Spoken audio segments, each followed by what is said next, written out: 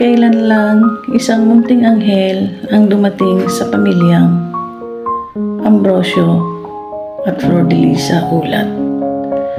At ito'y isang lalaki at binigyang pangalang Astran. At ito ay panganay sa 4 na magkakapatid. Ito ay isinilang sa buwan ng Hunyo 9 sa taong 1978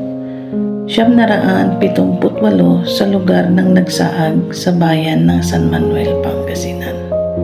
Siya ay lumaki at nag-umpisang mag-aral sa mababang paaralan ng Nagsaag Elementary School at nagtapos ng high school sa Juan Silaya sa bayan ng San Manuel at nagpatuloy ng kolehiyo sa PAMA sa lalawigan ng Dagupan sa kursong Seaman at siya ay pinalad na nakasakay ng barko.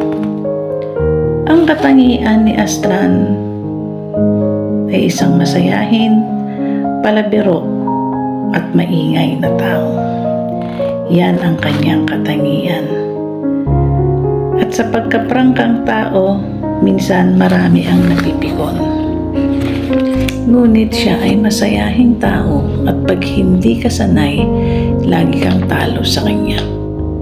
Sa paglipas ng taon ay natagpuan niya ang babaeng nagpatibok ng kanyang puso at walang iba kundi si Natalie Baltasar.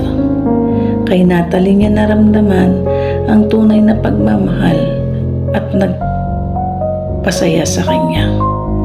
At sila ay nagpasyang magpakasal noong 5 ng Hunyo 2010. Sila ay masayang nagsama at sila ay nabigyan ng supling.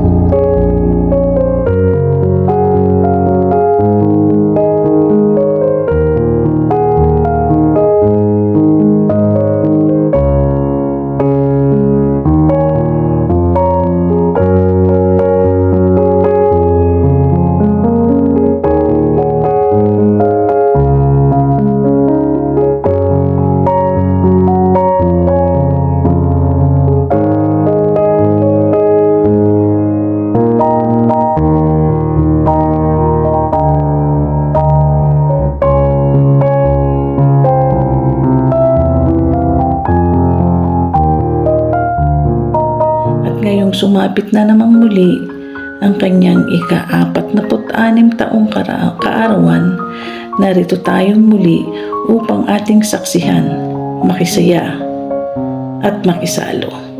Now, friends, ladies and gentlemen, please, I introduce to you the birthday celebrant boy, no other than Mr.